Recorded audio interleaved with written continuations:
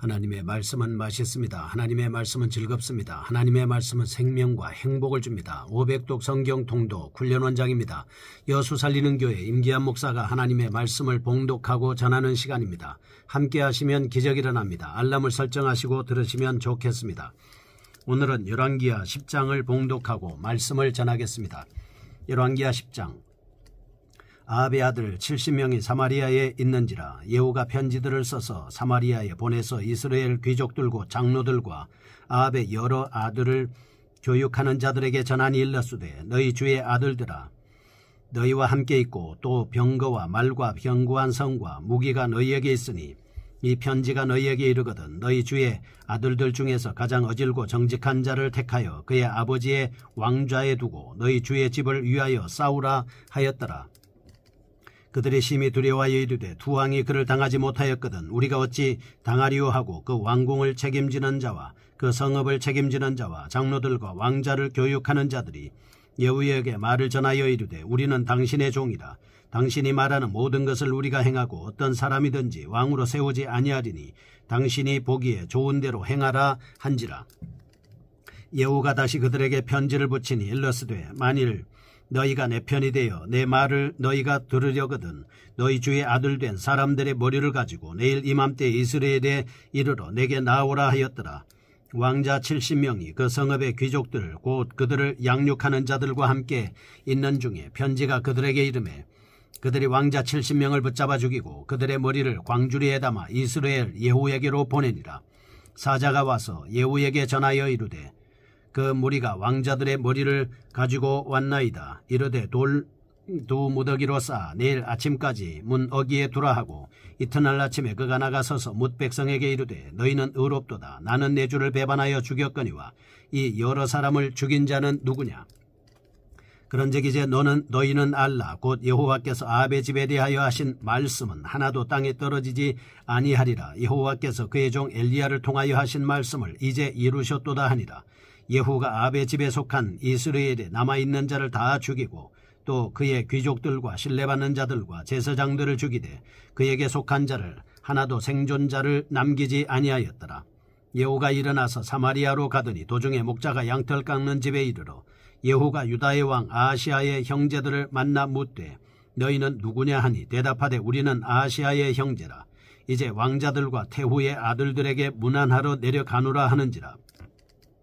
이르되 사로잡으라 하며 곧 사로잡아 목자가 양털 깎는 집 웅덩이 곁에서 죽이니 42명이 하나도 남지 아니하였더라. 예후가 거기에서 떠나가다가 자기를 맞이하러 오는 레갑의 아들 여호나답을 만난지라. 그의 안부를 묻고 그에게 이르되 내 마음이 내 마음을 향하여 진실함과 같이 내 마음도 진실하냐 하니 여호나답이 대답하되 그러하니이다. 이르되 그러면 나와 손을 잡자. 손을 잡으니 예후가 끌어 병거에 올리며 이르되 나와 함께 가서 여호와를 위한 나의 열심을 보라 하고 이에 자기 병거에 태우고 사마리아에 이르러 거기에 남아있는 바 아합에게 속한 자들을 죽여 진멸하였으니 여호와께서 엘리야에게 이르신 말씀과 같이 되었더라. 예후가 뭇 백성을 모으고 그들에게 이르되 아합은 바알을 조금 섬겼으나 예후는 많이 섬기리라. 그러므로 내가 이제 큰 제사를 바알에게 드리고자 하노니 바알의 모든 선지자와 모든 섬기는 자와 모든 제사장들을 한 사람도 빠뜨리지 말고 불러 내게로 나오게 하라. 모든 오지 아니하는 자는 살려두지 아니하리라 하니 이는 예후가 바알 섬기는 자를 멸하려 하여 계책을 씀이라. 예후가 바알을 위하는 대회를 거룩히 열라하며 드디어 공포되었더라.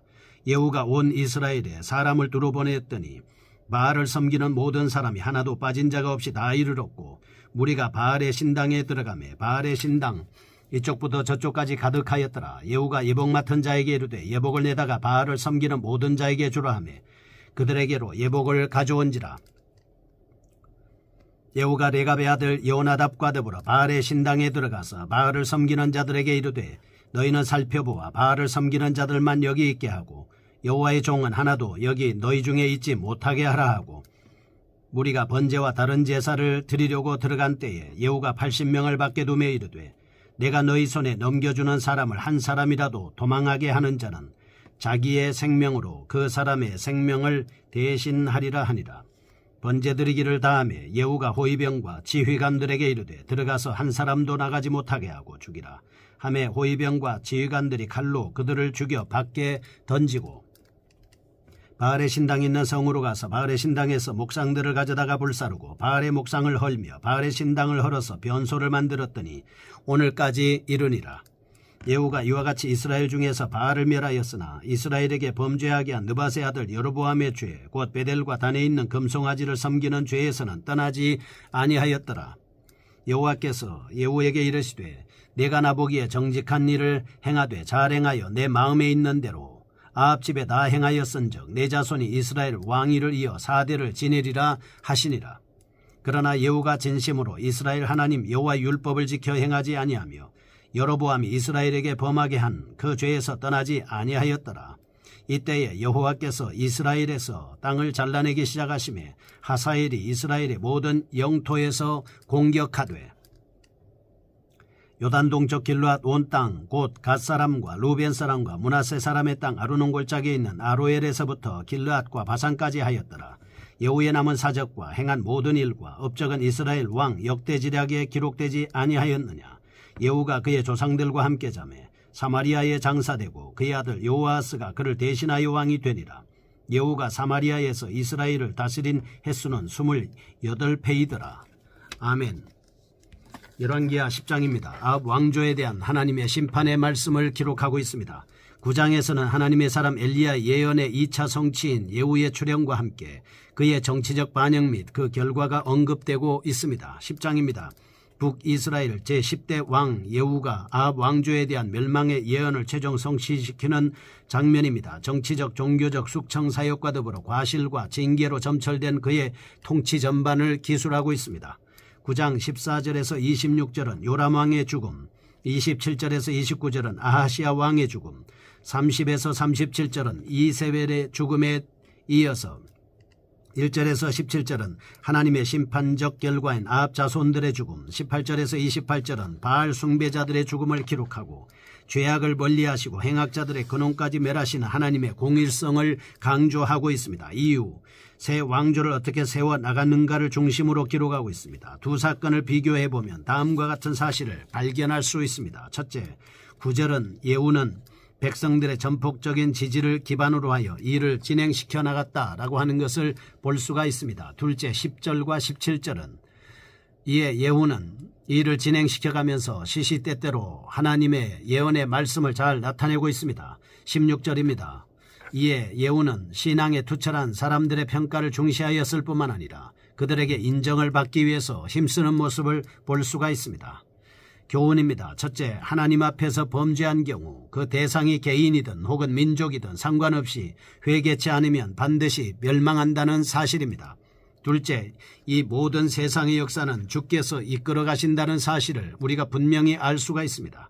첫 번째, 1절에서 10절 보겠습니다. 아합 왕가를 진멸시키는 모습입니다. 하나님의 손에 붙들린 복수의 도구인 예후왕, 하나님을 멸시하고 하나님의 말씀에 불순종한 아합 왕가에 대한 하나님의 심판을 행하시는 말씀으로 시작한 그의 사륙은 본단락에 들어서 절정을 이루고 있는 장면입니다. 지금까지는 요람 왕, 아하시아 왕, 이세벨을 예후 단독으로 제거했습니다. 그렇지만 본문은 아합의 70명의 후손들을 도륙하는 이런 장로들의 손에 의해서 실행되고 있는 모습입니다. 본단락에서 예후가 아합의 아들 70명과 아합의 집에 속한 존귀한 자와 가까운 친구와 제사장들을 모두 죽일 수밖에 없었던 이유를 두 가지로 살펴볼 수가 있습니다. 첫째, 이것은 근본적인 이유로서 범죄한 아합 왕가를 진멸한 예후의 행위가 하나님의 뜻에 합당한 일이었기 때문입니다. 둘째, 첫 번째 이유보다는 좀 부수적인 것이긴 하지만 새 왕조의 건립을 위해서 구왕조의 잔재를 깨끗이 청산하는 것이 정치적으로 불가피했기 때문입니다. 이를 통해서 우리가 받을 수 있는 교훈입니다. 첫째, 한 민족의 멸망뿐만 아니라 한 가계의 멸족은 하나님께서 주관하신다라고 하는 것을 알 수가 있습니다. 둘째, 하나님께서 지켜주시고 보호하시는 품 외에는 아무데도 안전한 곳이 없다는 사실을 알 수가 있습니다. 세 번째입니다. 하나님 앞에 바로 서지 못한 기회주의적인 인간은 자기의 이익과 평안함을 위해서는 언제든지 악을 행할 수 있다라고 하는 사실을 알 수가 있습니다. 두 번째입니다. 12절에서 17절 말씀입니다. 여호와에 대한 예후의 열심을 보겠습니다. 예후의 사역 가운데 정치적인 숙청과 종교적인 숙청의 교량 역할을 하는 12절에서 14절, 정치적 숙청 사역을 마감하는 유다왕 아하시아의 형제들을 제거하는 전반부의 말씀을 볼 수 있습니다. 15절에서 17절은 앞으로 있을 종교개혁의 성공적인 성취를 위해서 준비합니다. 예후의 왕권에 조력할 수 있는 레갑 족속 여호나답의 등용 장면이 후반에서 언급되고 있습니다. 이 사건에서 우리는 다음과 같은 교훈을 받을 수 있습니다. 첫째, 죄로 눈이 어두워진 자들은 자신들이 가는 길이 죽음의 길인지 혹은 삶의 길인지를 분간하지 못하고 걸어간다라고 하는 것입니다. 이것이 생명의 길이라고 걸었더니 필경의 사망의 길이 되고 만다는 사실입니다. 둘째입니다. 정직하고 바른 길을 가기 위해서는 하나님의 말씀으로 생의 좌표를 삼아야 된다라고 하는 것을 알 수가 있습니다.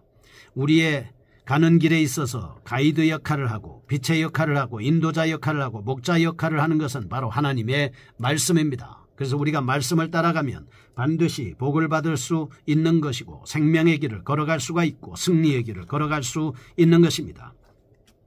주의 말씀은 내 발의 등이요 내 길의 빛이기 때문에 그렇습니다. 세 번째입니다.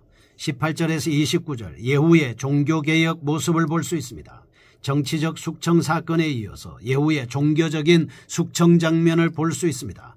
25절에서 28절은 북이스라엘 역사상 여호람의 개혁을 제외하고는 유일하게 시행된 종교개혁 장면으로 바알당에게 마지막 축제의 장을 마련해주는 예후의 계략을 볼 수가 있습니다.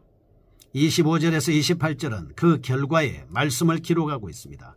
29절은 그리고 우상에 대한 예후의 불완전한 모습을 기록하고 있습니다.